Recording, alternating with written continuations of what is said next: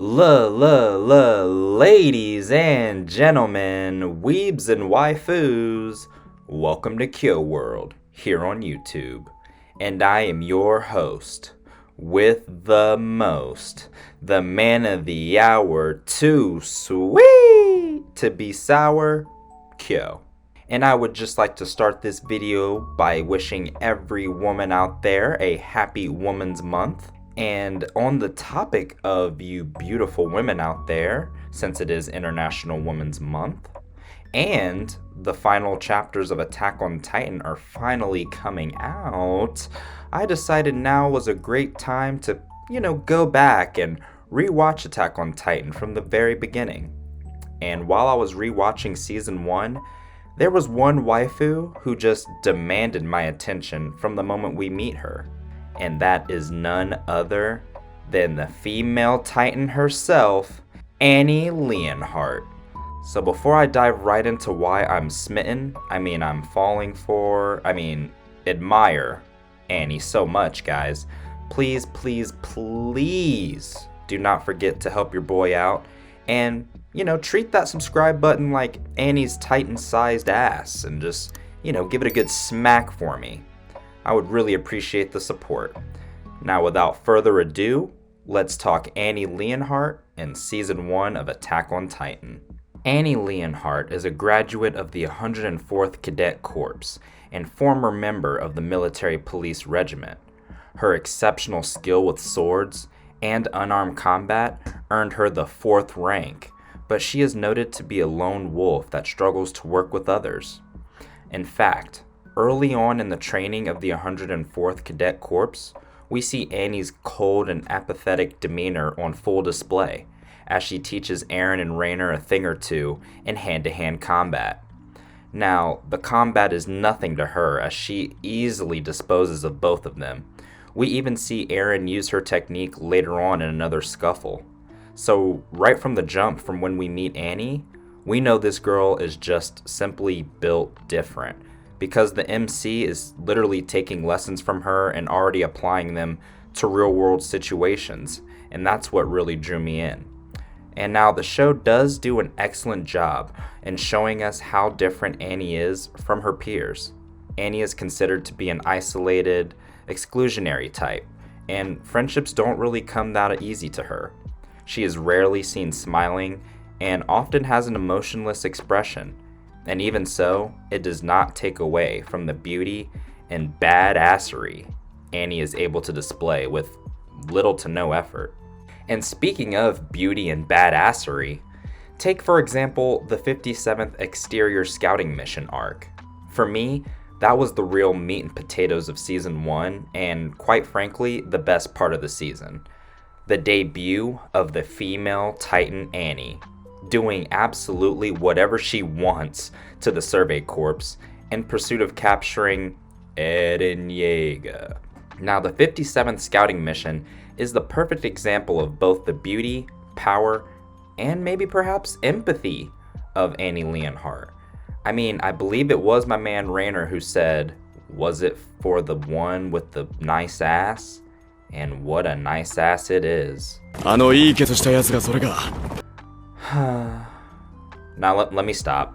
But seriously, the amount of straight up savagery displayed by Titan Annie during this arc was just off the freaking charts. Complete and utter disrespect and disregard for the vast majority of the Survey Corps.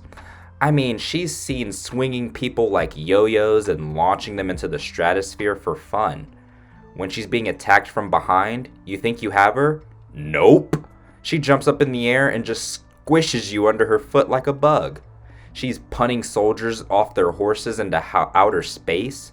She's kicking soldiers into walls and just splattering their existence all over the place. Hell, she's even jump kicking soldiers into trees as a freaking Titan. And you're probably sitting there like, yeah, okay, Kyo.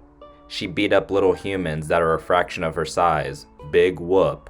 But what happens when she fights someone her own size? Oh wait, she does.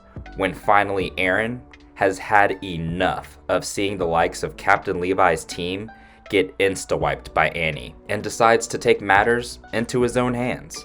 and goes Titan himself. And then we have our true Clash of the Titans. And the hype for this fight was at an all-time high for me. We finally get that Titan battle, and it starts off pretty fucking awesome. It's back and forth, until finally, she literally decapitates Eren and then kidnaps him. I mean, her reign of terror in season 1 was just next level. She really didn't have to go so hard, and yet she did. And during all the chaos and the bloodshed, she did take the time to lift up Armin's hood to verify if it was him, and then spared his life as she continued her murderous rampage. Now, I don't know about you, but her sparing Armin's life right there might as well have been her saying, "Hey Armin, why don't you blow my back out after I'm done blowing all these people away?" Was that too soon? Too soon? My bad. But damn it, that's what I think. And no, I'm not caught up on the series completely, but that scene was the only glimmer of empathy that Annie has showed thus far.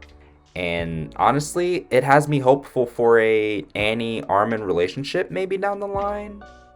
I don't know if it's going to happen, but I don't care. I ship them. End of story. And as we continue the scouting mission arc into the rest of the season, we see that even when the Survey Corps were able to quote-unquote capture Annie, she basically commits Titan seppuku, only to vanish and reappear later on. And then when she is ultimately defeated, she pulls the ultimate 5th Amendment trap card and activates Harden on herself. She said, "You might have caught me, but shit, I ain't saying shit." So all those innocent lives and all that property damage done to the walls were for nothing. Now that's just downright evil! So yeah, you could say that by the end of season 1, I don't know if I want to kill Annie or if I want her to have my babies. And I think that just goes to show just how complex not only Annie is as a character, but how complex most women are just in general. She hypnotizes us with her skills and beauty, only to do immense emotional damage to us as a viewer. Emotional damage! Watching her as she destroys everything in her path single-handedly. I mean, I don't know whether to be turned on or terrified. Maybe it's both. Oh god, maybe it is both. Anyways, overall, I really enjoyed season 1 of Attack on Titan, and I am very excited to learn more about Annie as a character.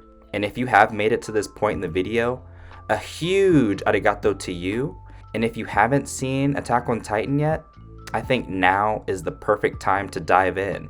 Because like I said earlier, the final chapters are finally coming out. And if you have seen season 1 of Attack on Titan, let me know in the comments which character you enjoyed the most. Are you a Sasha stan?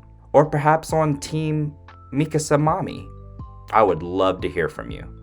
And in the meantime and in between time, sayonara.